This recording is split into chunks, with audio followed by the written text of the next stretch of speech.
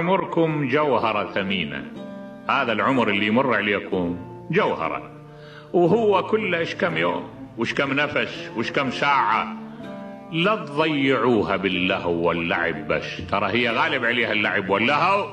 اخذوا الجانب الجاد من الحياة، الجانب الجاد من الحياة اللي يخلدكم، لأن أنت اللهو واللعب ما يخلدك. شنو اللي يخلدك؟ يخلدك نظرية علمية، يخلدك عمل صالح، يخلدك خير لوجه الله، يخلدك خدمة الإنسان، الملكات الكريمة، السجايا الفاضلة، الخلق العالي. هذا هو اللي يخلدك، وهذا ما يجي بدون معاناة.